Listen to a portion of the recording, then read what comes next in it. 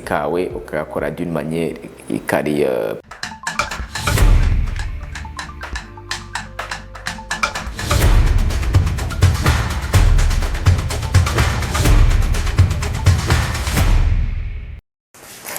Hello les amis, turabaye ikaze ni kuri Bitok Business ibisanzwe ni misi yose aho tuza tukabasangiza ama opportunity aba agezweho ashobora kugufasha nawe ukagira ikintu uprofita kuri ico bita economie numérique. Voilà, no kuvuga rero no munsi turabazaniye opportunité novuga ishobora gufasha abatari bake bahora bibaza ingene bo bikora ingene bo bigenza ariko bikabagora. Ndakwibutsa neza yuko utaragira subscribe nuko ukora subscribe hama ikiganiro nicakuryohera uziye gusiga like bikunze naho ngisangize n'abandi hama inyunganizi ikibazo cyari cyose ni muri commentaire hahandi nk'ibisanzwe. So twagiye rero opportunity no munsi nakantu nje kukwigisha gashobora kugufasha surtout cyane ko hora wibaza ati ibi bintu ni by'abahinga babyigiye imyaka myinshi, ariko no munsi nkuko twama tubivuga intelligence artificielle yaza gusimplify ibintu ikabyoroshya cyane. Usanga rero bwabumenya abantu bwahora busa nk'ubunyegeje ugasanga butanguye kuja ahabona buke ugasanga abantu bose bariko barakora ibyo bintu.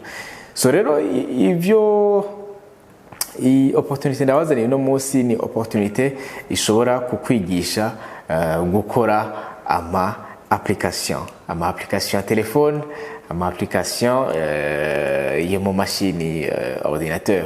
Voilà, no kuvuga rero abantu bahara bibaza bakarondera bati aba developer web abantu koko babahinga, ariko no munsi ndakubwira neza yuko munsi y'iminota 5 urashobora munsi 5 ni myinshi, munsi y'iminota idashika ni 3 urashobora gukora application ikora neza kandi ukayikora atabuhinga bwinshi, ahubwo wewe ubwira intelligence artificielle uti nkorera application ikora ibi nibi. Ni kuvuga wowe uko bigenza uvugisha intelligence artificielle mukaganira nkaho yo bari kuganiriza n'umuntu kuko yoyo n'umuhinga muri byose hamenye ni gahezi gakora ibyo uriko urayisaba. So rero twagiye nkuko tubibona ngaha application ihari ni bita base 44 canke base 44 novuga ni platform ya intelligence artificielle ishobora kugufasha gukora ama application nkuko tubibona ngaha hariho logo ya platform ariyo ita base 44 canke base 44 barakubwira bati ama features canke ama different fonctionnalités usangamo muri iyi platform. Use cases urashobora usangamo ibintu byinshi, ushobora gukora ama application ajanye n'amagara meza, ushobora gukora ama application ya e-commerce, ama application yo kwigisha, application za productivité, no kuvuga hari ama category menshi, application za finance, no kuvuga abantu bari muri finance bakenera ama application surtout ajanye n'ibintu by'ubutunzi barashobora kuza ngaha ukazikorera mu minota 3 application ikabiheze. So rero ino ni application ni opportunity idasanzwe kuko aho reka tuganire ikintu guys, ariko nyemerere ntunze ukibwira undi muntu ribibanga hagati yacu. Basically ushobora gukora application ngaha kuri base 44 hama ugaca dufate ukiyita ko uri umu ingenieur kanaka, definitely hama ukazuraronka ibiraka, then ukaza ukayikorera ngaha muri base 44 hama ukazura zigurisha ku bantu. Ariko ibyo tubivugiye hagati yacu buke ntuze kugira ubibwira. Voilà, no kuvuga rero nino application reka tugerageze dukore application byihuse ubu nyine comme ça bibe ibintu bigaragara TikTok kugira nejo bundi uzugenda uvuga uti bwaho ni vya bintu ni sawa. Ngaha anye hariho ahantu ushobora kwandika prompt. Rero mu buryo ushobora kwandika prompt ni iki na majambo ubwira intelligence artificielle uti kuno icyo nico bita prompt. Rero prompt ziratandukanye, ushobora kuvuga uti okay reka ndagerageze gukora dumanye prompt iri novuga d'une manière professionnelle canke prompt mwikuriye mu mutwe cyangwa uko ndabyumva ndibanje gusa ugomba gukora iri professionnel byore sawa kurusha kuko uja kuri ChatGPT ukabwira ChatGPT fata nkaho woba uriko uraganiriza yindi intelligence artificielle ugerageze ku definisa prompt cyangwa créer prompt. Voilà, iyo niyo novuga prompt ushobora gutanga ubwoko bw'ama prompt abiri, ariko no munsi reka tugerageze twikuriye prompt mu mutwe wacu, tugerageze tubwire ino base 44 ikore application. Dukiri application very quickly, très rapidement, reka tuvuge tuti can you please create an app for me which dukiri application reka tuvuge tuti which is designed to sell medicines. No kuvuga anye ndayebiye ni nkorera application ijejwe kugurisha imiti. Reka tugire tuti to sell traditional medicines. No kuvuga application ijejwe kugurisha imiti kama. Voilà. Rero ushobora kuyinayibwiye mu Cyongereza uyivugisha mu kirimi cyose we uri comfortable naco, ushobora kuyivugisha mu Gifaransa mugabo atari Kirundi. Voilà. Nuko rero urabona ndayihaye aga prompt gatonya k'umurongo umwe, reka nshireko n'akaburungu, no kuvuga igisigaye cya turaba ibintu iza kuduha. Voilà. Voilà, reka tuyirungike.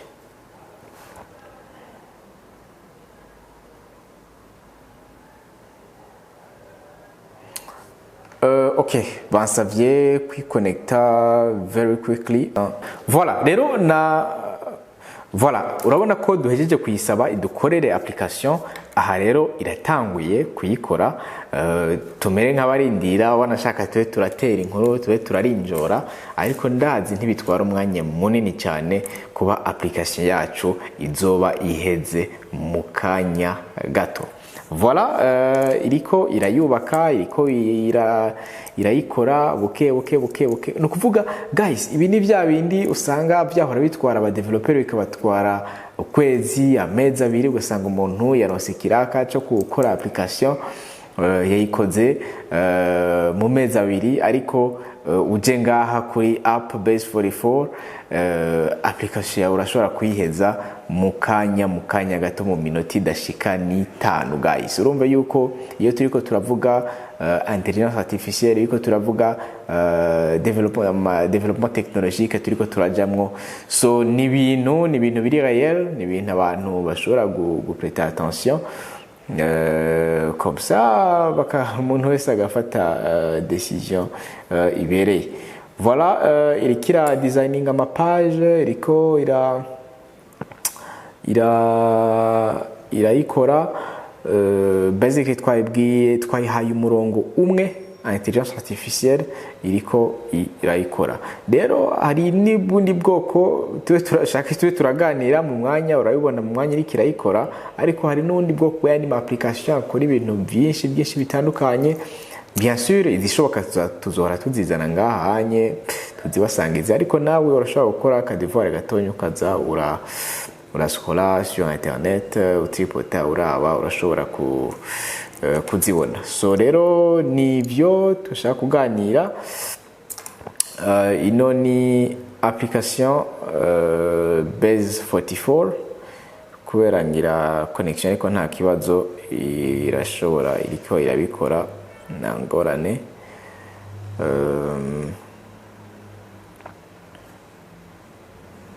Urabona yuko no ngaha baratwereka bati nk'ubu mu mwanya ni yamara guheza kuyikora, baca batwereka tuti publish, kuyipublia ni kujya vuga reka rero ndayishire ku mugaragaro abantu bose batangure kuyibona.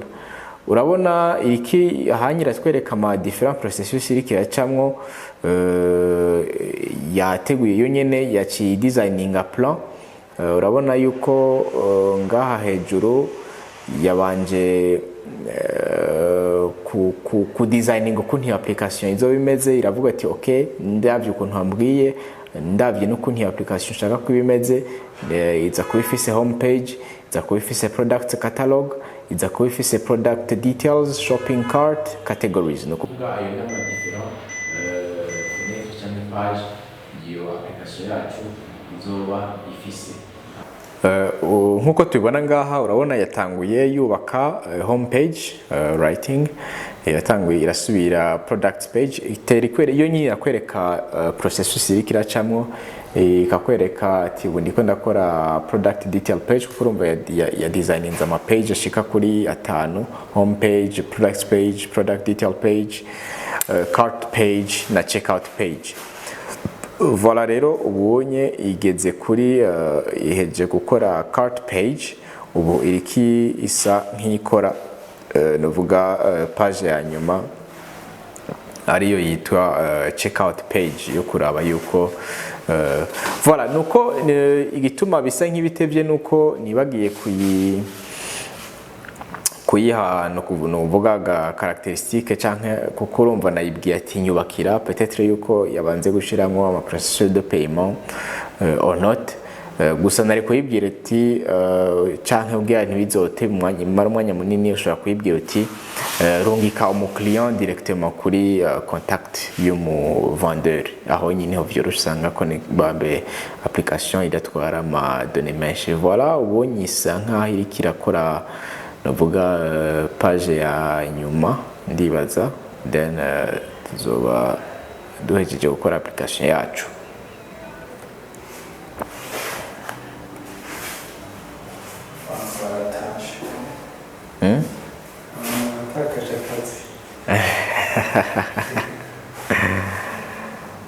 Gake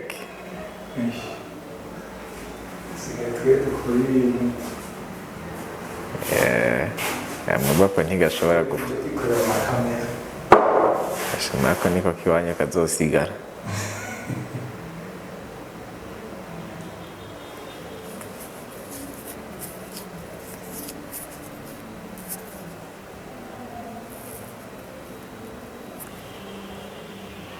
Voilà, nkuko ubona turiko turakurikirana ingene biriko biragenda.